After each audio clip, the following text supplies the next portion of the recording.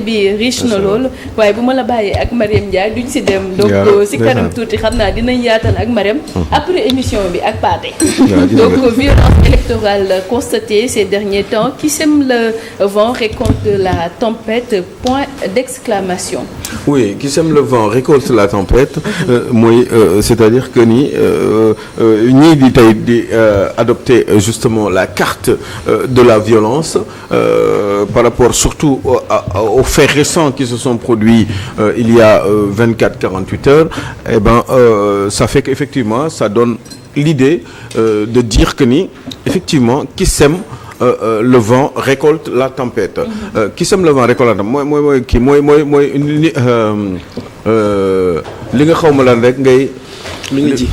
nga ji rek ngay góob. li nga ji ngay góob parce que effectivement on a remarqué que tey jii ñan ñooy nekk di xeexoo di xiiroo di ŋaayoo di defante ay violence ba ñuy wax waxu bon voilà xool leen tey journaux yi voilà enquête Sonko ressuscite le Gatsa machin Sonko vomit sa rage sur Barth et déterre le Gatsa dernier virage avec Walfadjri quotidien virage à haut risque voilà Sonko menace Jean-Baptiste le ministre de l'Intérieur défie Diomaye et relance le Gatsa donc qu'est-ce qu'on entend ci tey ci coow gi yëpp mooy violence parce que tout simplement dafa am ñaari tête de liste yoo xam ne c'est des gens qui sont de la même génération yoo xam ne dañu bokkoon mbuus démb tey doog a ñëw ñoo xam ne effectivement ils ont quand même à un moment donné dans ce pays-là quelles que soient les raisons foutu quand même le bordel entre surtout 2020 ba 2023 donc ñaar ñooñu tey ñoom la yàlla def ñu dellu si waat jaxasoo j'ai un petit frère qui est en train de faire un petit sourire mais il est évident que ni xam naa ni rek c'est un rappel pour que les Sénégalais se rendent compte que ni ñaar ñi tey di cooki nii bu ku nekk di sànni say sa morom naka su dul noonu di menacante di pour daje Dakar pour le grand lamb eh ben ñaar ñooñee ñoom ci bokk nañ si ñi nga xam ne entre 2021 ak 2023 ba fin 2023 même coow gi bi baree Sénégal violence bu baree Sénégal en tout cas jóge nañ lu bari jóge nañ ci seen gémmiñ yooyee ba xale yi déglu leen ba ñu ànd ci loolu ba nga gis ni li fi jotoon a xew yëpp ak yàquteef yi taal yeeg yàq yi ak rey yi nga xam ne amoon na fi tey ba tey kenn mënul xam ñan ñoo leen rey parce que à un moment donné bu coow jibee ci réew il faut que force de l'ordre yi justement assume leurs responsabilités est-ce que ils l'ont fait bien ou pas loolu lépp jëm nañ ko tëj nëbbu ko pour kenn bañ a xam kan moo am ay responsabilité ci loolee ndax amnistie bi moo jël lépp suul ko ne kenn du ko mës a si sulli donte am na ñoo xam ne promettre nañu ni xëy na peut-être ëllëg dina ñëw sulli amnistie boobu donc ça fait que effectivement violence yooyu pour vous dire que ni ñaari principal personnalité politique yooyu ñoom ñoo daje tey di cooki ba Sénégalais yëpp teg ci seen bët ba sax ñuy menacante kii di wax lu nekk moromam ba Barthélémy Dias hier il était obligé en tout cas les autorités les forces de l'ordre dañuy obligé évacuer ko pour que ay jàkkaarloo bañ a am pour vous dire que ni comment ça se fait posez-vous la question ana waa wàllu takku wàllu ana waa xawma lan njëriñ bu takk wàllu mooy bu ñoom Macky Sall ana jàmm ak njëriñ bu ñoom Amadou Ba est-ce que gis ngeen coow jib ana ñoom dégg nga moom nu mu tudd ay sàmm sa kaddu non pas sàmm sa kaddu parce que ñoom ñooy kii ana ñoom ay Sénégal kese bu ñoom Thierno Alassane Sall ana ñoom mooy ñoom docteur Souleymane Assou Diagne là c'est ces gens-là qui sont des intellectuels des grands intellectuels dans ce pays-là et ñu dem campagne même Tahirou Sarr mi ngeen di wax ni sax il est en train de faire une très bonne campagne électorale donte am na ay détails yoo xam ne sur lesquels je ne suis pas forcément en phase avec lui mais gis ngeen ñi ngi def campagne ñooñu lu tax amuñu violence évidemment parce que ñooñu xamuñu violence ñi xam violence wane nañ ko tey parce que yàlla dafa def ni tey ñu nekkatuñu dans les mêmes intérêts wanewaat seen bopp donc forcément mi ngi noonu léegi nag problème bi moom mooy lii nan lañ ci mën a réfléchir est-ce que xalaatuñu ni réew mi peut-être parce que ni dafa am une nouvelle génération de gens yoo xam ne dañu ñëw forcément pour adopter la violence parce que tout simplement xëy na violence boobu ndax li góor gi doon wax kuy xaw ma nu ñu koy waxatee kuy lu mu kii moo ko na woy sax Souleymane Faye xaw ma xaw ma lan lu mu mbotee xaw ma lu mu dundee ba doon kuy xaw ma lan ak yooyu maanaam xar mi xar mu ndaw mi li mu dundee ba doon koy du ko bàyyi. donc forcément ci loolu lañu parce que loolu moo leen indi ci pouvoir il y a eu beaucoup de violence parce que il fallait absolument contrer Macky Sall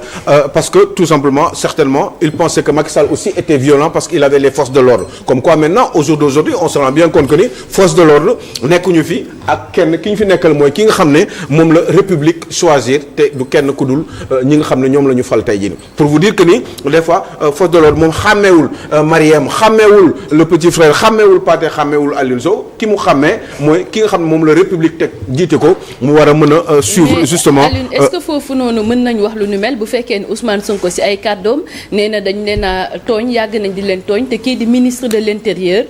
yeyul yàbbi jëmee ci lu nu mel.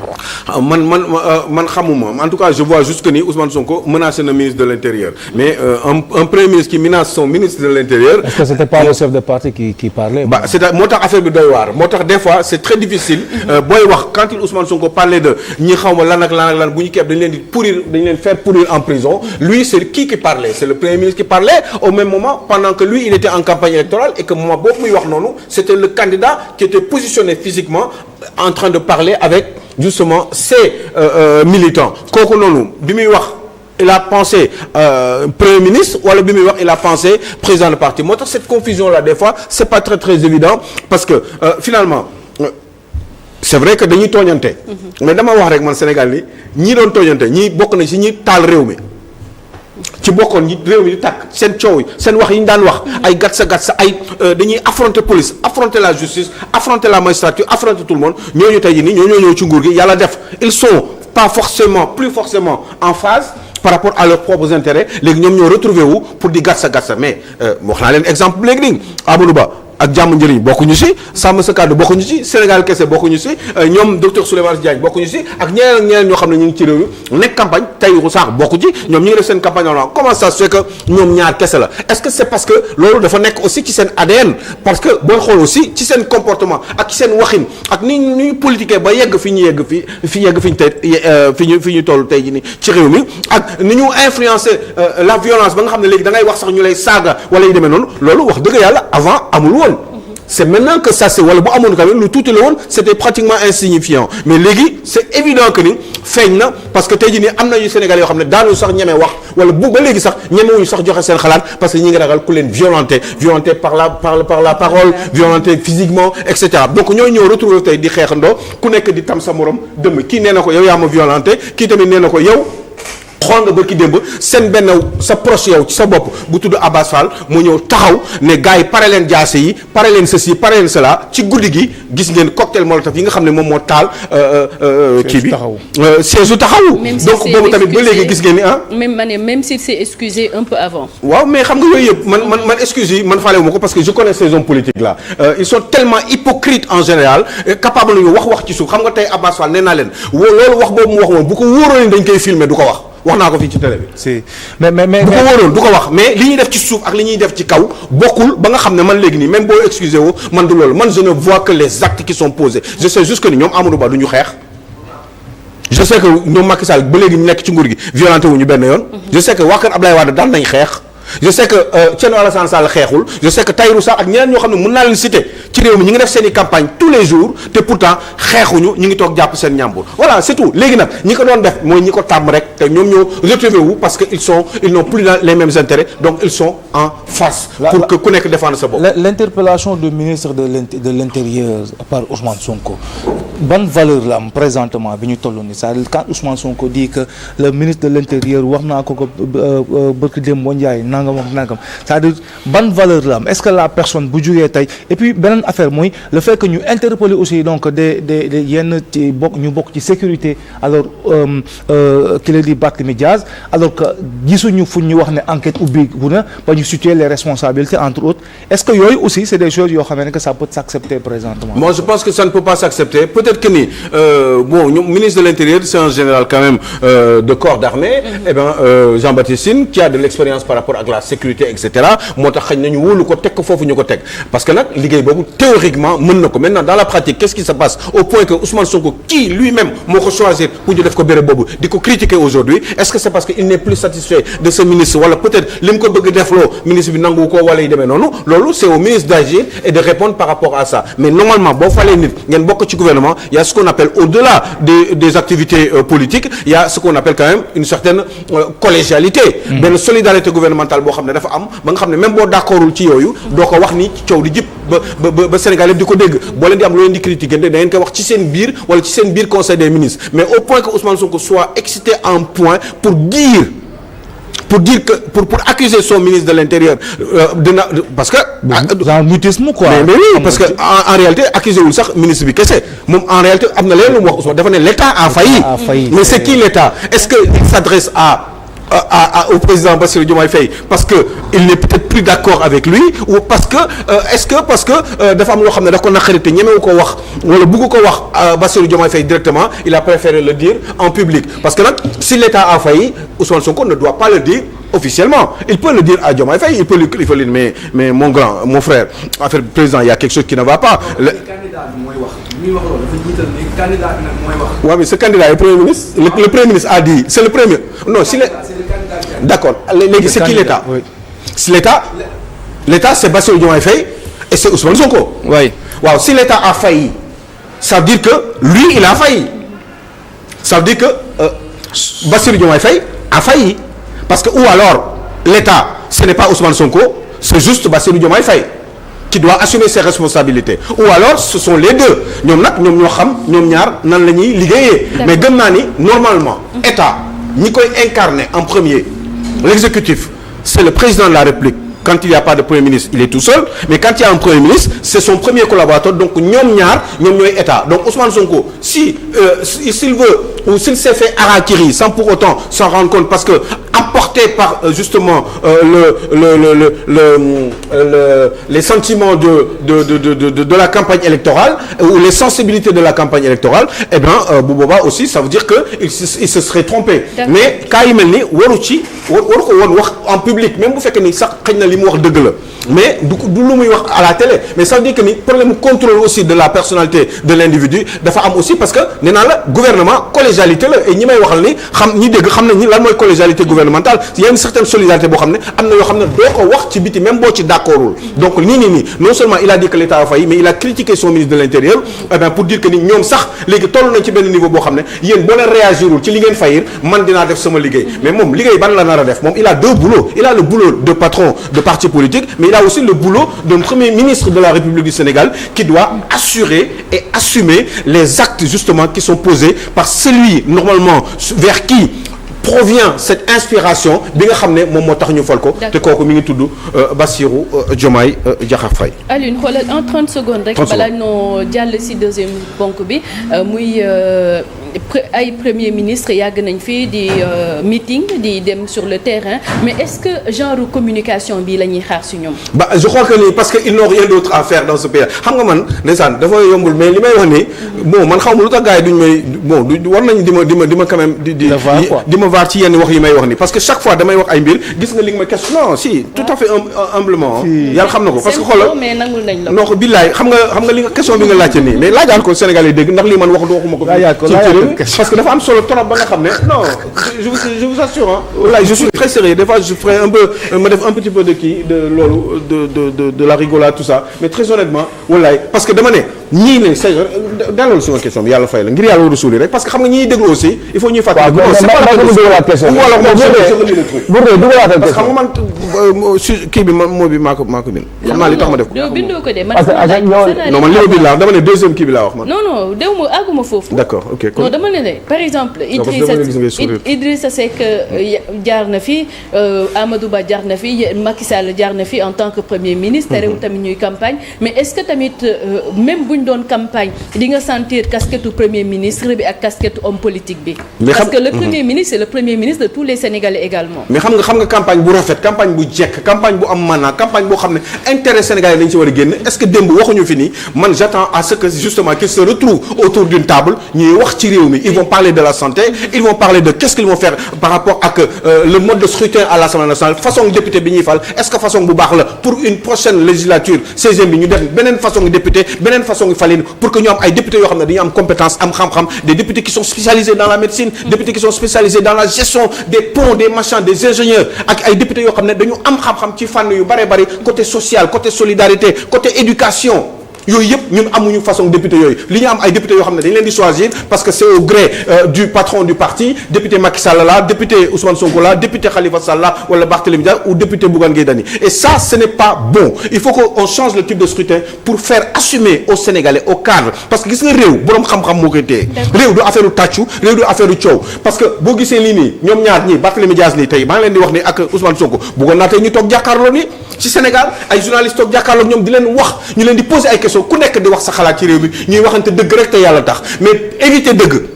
dëgg parce que bëgguñu dëgg di feeñ moo tax ñuy xeexoo ba fexe rek ba ñu jàll ci lii ba ñoom ñu nekk député kii am majorité kii ñàkk am majorité ñu jéem a continuer seen politique pour di dundee politique pendant que les Sénégalais continuent à crever la dalle et ça ce n'est pas bon moo tax Sénégalais yi ñoo war assumer seen responsabilité di choisir des vraies personnes am na ñoo xam ne ñu ngi ci réew mi ay candidats lañ je suis sûr que duñu nekk député et ce sera une perte pour le Sénégal et ce serait dommage. Deuxième ponk bi di le Premier ministre a-t-il vraiment besoin de transhumants pour assurer son c'est-à-dire que oui des gros mensonges comme ça qui se délient comme ça dans certaines langues et à un moment donné da nga naan mais wax gi mais lii kañ ngay comprendre pourtant moi j'ai compris c'est les autres qui me posent un problème parce que quand Ousmane Sonko dit que ni moom soxlawul faalewul kenn woowul kenn ñoom ñoo ñëwal seen bopp eh ben yàlla def na ni Bara Gueye le lendemain il dit que ni il m'a appelé le 5 pour me relancer pour me mën a dugg si biir Pastef pendant que lui moom nee na soxlawul kenn et quand je vous dis aussi comme d'habitude dama wax la ngeen la koy waar que ces gens-là ils ne disent jamais la vérité li ñuy wax ci suuf ak li ñuy wax ci kaw bokkul eh ben xëy na peut-être di ngeen may dégg mais boo leen ma déglu aussi seen affaire la parce que chaque jour ngeen gis ay cas yu leer nañ faisant foi par rapport ak seen i comportement ak seen i attitude ci ay seen waxu kasaw yoo xam ne gëmuñu ko seen wax yoo xam ne ñoom li leen intéressé rek mooy nax sénégalais yi fexe ba atteindre seen objectif te du dara lu dul ñëw pour ñëw installer wu am le confort nécessaire politiquement pour continuer di dérouler lu leen neexee pendant ce temps-là au lieu de s'accrocher sur les urgences par rapport aux Sénégalais eh ben ils font carrément autre chose et ça ce n'est pas bien parce que du ñu wax dëgg Ousmane Sonko nee na moom woowul kenn Bara Gueye nee na woo na ma le 5 pour relancer ma mais ak ñeneen ñoo xam ne du ñu wax parce que man gëm naa ni dañ leen di woo parce que ñoom ñaar ñëpp am nañu intérêt pour gisee parce que Ousmane Sonko n'a pas de majorité et il se rend compte au jour d'aujourd'hui que majorité am dans ce pays-là pour am 50% il faut nga dund politique il faut nga installer wu de Sophie il faut nga am une assise te pour loolu eh bien le PASTEF ne fait pas 30% de la population Pastef deful 30% c'est Diomaye qui a gagné moom au départ mu gis def erreur ne léegi man Pastef laay demee man kese après il s'est rendu compte que ni ça craint te il lui faut une majorité dans ce pays-là pour mën a am une certaine tranquillité par rapport à sa gouvernance ak moom ak Diomaye léegi nag gis na ni il faut mu dem récupérer ñaar ñi parce que daf leen soxla jëlu leen nii rek accepté parce qu'il est gentil parce que daf leen soxla seen électorat parce que il a compris que ni il ne comme li ma daan wax il ne faisait pas véritablement où il faisait à peine 30% de l'électorat sénégalais 30% bari na trop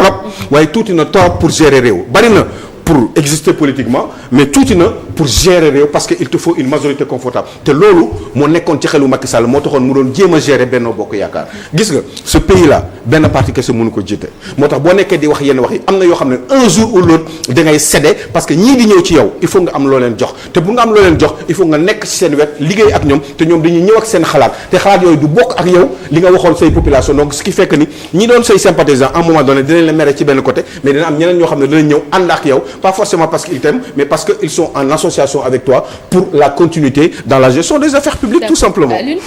xam nga sànq ne nga dafa dem ci coalition Pastef la demee au détriment de la coalition Diomaye président mais est-ce que nekkul ne noonu la mënoon demee parce que Diomaye dafa démissionné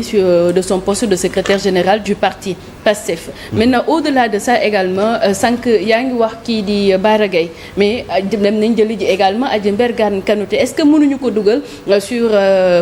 pour liggéeyal sa réew nga xamante ne ñoom certainement ils ont besoin de Mbergane ils ont besoin de Bara peut-être pour tamit ñu gën a mën a liggéey pour l'intérêt supérieur de la nation. Sophie, moi je suis tout à fait d'accord avec toi. Je suis pour que effectivement ñi nga xam ne dañu xam nga man chaque jour je donne le cas de fii nii Sénégal le cas de Jacques Chirac et de Olivier Schramak. Chaque jour ma joxe ko fii. Donc gis nga réew bu fekkee dafa am ay nit ñoo xam ne dañu am xam-xam am njëriñ le président de la République se doit de force ñooñu sax donte ay kii lañu ay doomu réew mi lañu pour ñu ñëw ñoom moom président bi moom responsabilité la mu def kamtalaay kàttanam pour ñooñu ñëw liggéeyal ko pour l'intérêt du pays parce que président bi moom moo yor destin réew mi moom moo jóg pour fexe ba sénégalais yi am ngëneel donc am na ñoo xam ne bu ñu mënee apporter dara ci ngëneel boobu daf leen war a jëli warul seet ni kii bokk na ci projet kii machin parce que ay projet ni ça veut absolument rien dire la preuve après Victor Ndiaye moom lan la doon ci projet bi nga xam ne nee nañ bind nañ ko il y a 10 ans bi Victor participé au projet wala non c'est n'importe quoi c'est une connerie ça ne veut rien dire ce qu'il faut faire véritable 4000 cadres 4000 cadres mais oui 4000 cadres non mais xam nga yooyu man je souriais quand non 4000 cadres oui c'était Victor Ndiaye en 2 semaines à la Somone le temps de d'écrire ce projet et puis jëm ñu ko génne non mais c'est et puis ça veut rien dire parce que un pays n'est pas figé il y a pas de solution au sommet de l'État billaay wax bi waroon na gën a gudd ñu gën a waxtaan quoi parce que gis nga des solutions y en a pas parce que l'État n'est pas quelque chose de figé des fois adduna bi ak aléa adduna bi day tax des fois nga décidé woon lii jóg changé ko parce que tout simplement mbir yi ñoo changé guerre Ukraine changé na lu bari ci Sénégal Covid changé na lu bari ci Sénégal moo tax boo wax ay vision 2050 dama ne mais 2050 en 2023 en 2033 est-ce que xam nga lan la xew en 2035 est-ce que xam nga lan la xew yow léegi boo nee vision 2050 lii nga teg en 2030 mais des choses peuvent changer dans le monde il peut y avoir des guerres il peut y avoir plein d'autres choses plein de mouvements et de bouleversements socio-économiques dans ce pays-là qu'il faut bouleversement écoutez-moi bien bouleversement socio-économique ci àdduna bi fii ak 10 ans yoo xam ne yow kenn maîtriser wu ko même les grandes démocraties yoo xam ne ils tiennent le monde par le fait de cet ordre mondial ñooñu sax maîtriser wuñ ko waxatuma Covid kan moo ko maîtriser woon guerre Ukraine kan moo ko maîtriser woon Iran problème israélo-palestinien est-ce que xam ngeen dans 10 ans ce qui va se passer. moo tax boo leen ne ay solution dama naan wax dëgg yàlla. mais Alioune bon xëy na peut-être gars yi le niveau est trop bas. 2050 xam nga ne peut-être avant 2050 fii ak 2025 am na benn programme boo xamante ne dinañ ko teg lan mooy solution yi ñuy andi peut-être après législative yi dinañ andi li nga xamante ne moom la ñu nar a. dëgtal lii di askan wi ma ñëw rek si laaj bu mujj bi di quels sont les enjeux de ces élections législatives en 2 minutes. enjeu yi xam nga mooy lan. moi je pense que ak suñu système suñu régime politique on est dans un système extrêmement hybride parce que nous avons man je pense que ni on est dans un système dans un régime parlementaire man pour moi régime parlementaire lañ nekk. On n'est pas dans il faut qu'on arrête de dire aux Sénégalais qu'on est dans un régime présidentiel fii régime présidentiel amu fii Sénégal. te man maa ngi défier moi le petit juriste que je suis maa ngi défier bépp constitutionnaliste bu ñëw taxaw nañu Sénégal mu expliquer ma Sénégal ana nu mu mën a nekkee laa wax ana nu mu mën a nekkee régime présidentiel boo leen bëggee xam lan mooy régime présidentiel dem leen ngeen xooli déjà fu mu soqee ko ak ñan ñoo ko soqeel ñan ñoo ko indi da ngay dem États-Unis nga xool ko les États-Unis d'Amérique sont un régime présidentiel États-Unis mooy régime présidentiel non mënu ma fi sori wala si tapé na moo mënee kon jeex na mais dañu wax mais régime présidentiel ku ko bëgg xam demal nga xool États-Unis États-Unis mooy un régime présidentiel ici on est dans un régime parlementaire certes hybride avec quelques justement doole yoo xam ne dañ ko may prérogative supplémentaire yoo xam ne dañ ko may président de la République te kii yooyu prérogative yooyu ñu ko yokkal li ko waral xam nga mooy lan mooy li xewoon en 63 entre 62 entre Mamadou Dia et kii si la ñu yokkalee doole président de la République parce que le premier ministre était trop fort donc pour rééquilibrer les choses on a pensé que ni il fallait ñu jox doole président de la République un peu plus mooy emploi civil et militaire ak yooyu naan qui détermine la politique de la nation et la conduite ak yi demee noonu yooyu noonu te loolu ñu ngi ko inspiré woo ci général de Gaulle qui lui aussi a eu un autre problème par rapport à la 4e République bi nga xam ne entre 46 ak 1958 on a eu en France des expériences extrêmement mauvaises par rapport à des gouvernements qui naissaient qui tombaient parce que c'était dû au fait du régime parlementaire trop rigide et ça fait qu'effectivement il fallait rééquilibrer les choses inspiration boobu la ñu jëlee foofu te dogal tam mi ngi ko jëlee ci 46 entre 46 parce que 12 ans yoo xam ne plus de 10 fois pratiquement yoo xam ne dañu ay gouvernement dañuy ñëw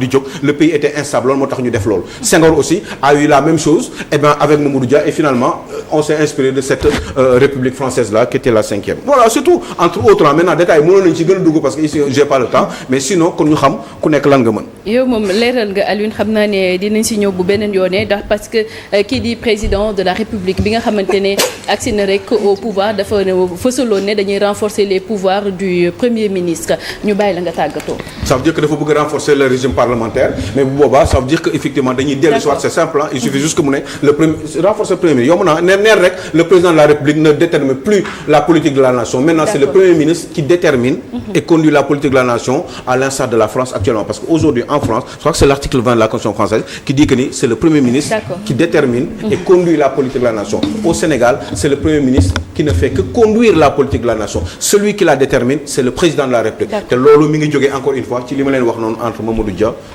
qui lui faisait les deux qui avait ce problème avec Senghor qui était totalement isolé j'espère que j'ai bien travaillé. D'accord en si peu de temps. sant leen bu baax a baax gërëm leen. di ñaan yàlla sàmm ñu sëñ Moustapha Saliou sama pap sama baay sama lépp sama sëriñ maa ngi lay sant bu baax a baax di la gërëm di kontaan ci yow di la ñaanal yàlla nga gudd fan yow ak sa kilifa googee di sëñ Mountakha Bachir Mbacké Bala Aïssa kontaan naa sëñ aussi Mbaye Sy Mansour sëñ Layeen yi sëñ Maï Niass et puis tous les gens qui m'aiment et qui me détestent maa leen di sant bu baax a baax s'il y a des corrections venez me corriger je suis prêt à me corriger ñu ngi lay sant di la gërëm au cas où j'aurais fait des erreurs. ñu dem